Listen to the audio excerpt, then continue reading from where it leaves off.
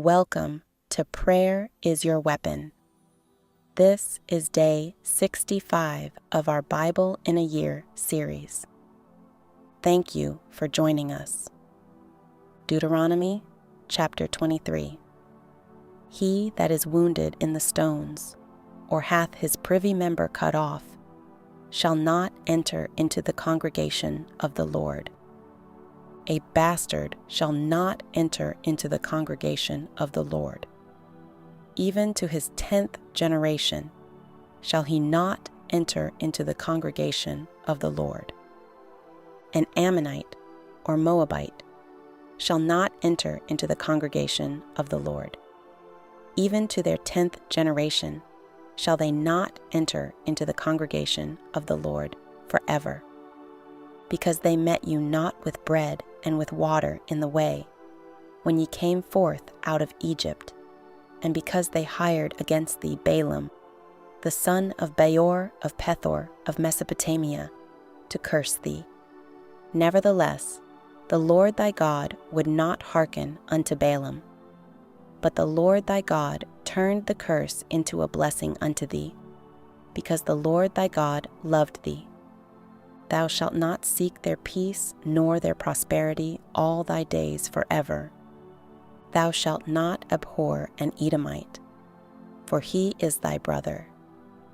Thou shalt not abhor an Egyptian, because thou wast a stranger in his land.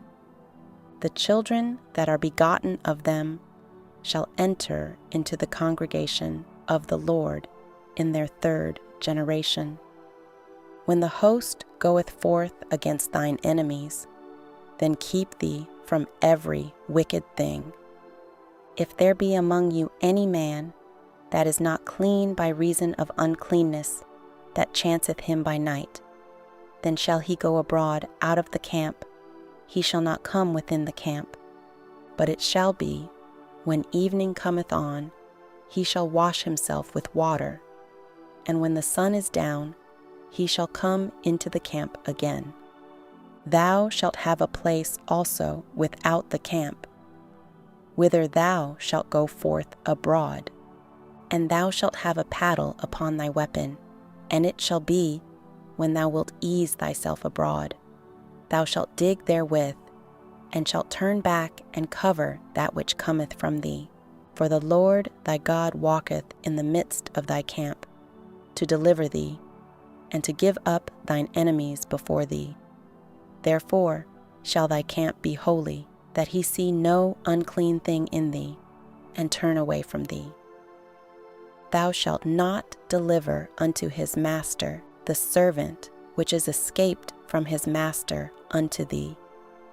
He shall dwell with thee, even among you, in that place which he shall choose in one of thy gates, where it liketh him best.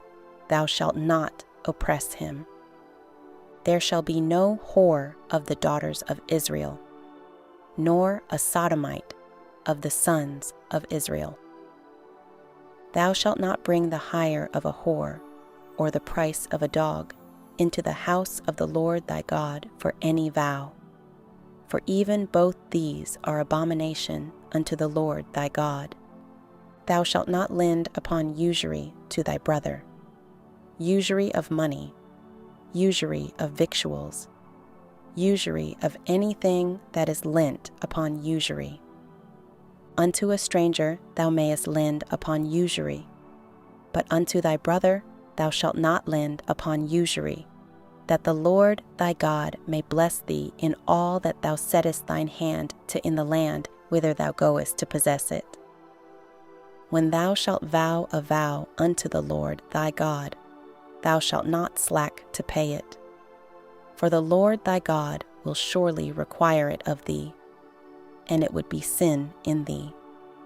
But if thou shalt forbear to vow, it shall be no sin in thee. That which is gone out of thy lips thou shalt keep and perform, even a freewill offering, according as thou hast vowed unto the Lord thy God, which thou hast promised with thy mouth. When thou comest into thy neighbor's vineyard, then thou mayest eat grapes thy fill at thine own pleasure, but thou shalt not put any in thy vessel. When thou comest into the standing corn of thy neighbor, then thou mayest pluck the ears with thine hand, but thou shalt not move a sickle unto thy neighbor's standing corn. Chapter 24. When a man hath taken a wife and married her, and it come to pass that she find no favor in his eyes, because he hath found some uncleanness in her, then let him write her a bill of divorcement, and give it in her hand, and send her out of his house. And when she is departed out of his house, she may go and be another man's wife. And if the latter husband hate her, and write her a bill of divorcement, and giveth it in her hand, and sendeth her out of his house, or if the latter husband die, which took her to be his wife, her former husband, which sent her away, may not take her again to be his wife. After that she is defiled, for that is abomination before the Lord. And thou shalt not cause the land to sin, which the Lord thy God giveth thee for an inheritance. When a man hath taken a new wife, he shall not go out to war, neither shall he be charged with any business, but he shall be free at home 1 year, and shall cheer up his wife which he hath taken. No man shall take the nether or the upper millstone to pledge, for he taketh a man's life to pledge. If a man be found stealing any of his brethren of the children of Israel, and maketh merchandise of him, or selleth him, then that thief shall die, and thou shalt put evil away from among you. Take heed in the plague of leprosy, that thou observe diligently, and do according to all that the priests the Levites shall teach you. As I commanded them, so ye shall observe to do.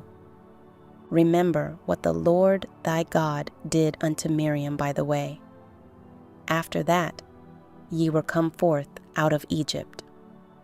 When thou dost lend thy brother anything, thou shalt not go into his house to fetch his pledge. Thou shalt stand abroad, and the man to whom thou dost lend shall bring out the pledge abroad unto thee. And if the man be poor, thou shalt not sleep with his pledge. In any case, thou shalt deliver him the pledge again when the sun goeth down, that he may sleep in his own raiment, and bless thee, and it shall be righteousness unto thee before the Lord thy God. Thou shalt not oppress an hired servant that is poor and needy, whether he be of thy brethren or of thy strangers that are in thy land within thy gates. At his day thou shalt give him his hire, neither shall the sun go down upon it, for he is poor, and setteth his heart upon it, lest he cry against thee unto the Lord, and it be sin unto thee. The fathers shall not be put to death for the children, neither shall the children be put to death for the fathers. Every man shall be put to death for his own sin. Thou shalt not pervert the judgment of the stranger, nor of the fatherless, nor take a widow's raiment to pledge, but thou shalt remember that thou wast a bondman in Egypt, and the Lord thy God redeemed thee thence. Therefore I command thee to do this thing. When thou cuttest down thine harvest in thy field, and hast forgot a sheaf in the field, thou shalt not go again to fetch it. It shall be for the stranger, for the fatherless, and for the widow, that the Lord thy God may bless thee in all the work of thine hands. When thou beatest thine olive tree, thou shalt not go over the boughs again. It shall be for the stranger, for the fatherless, and for the widow.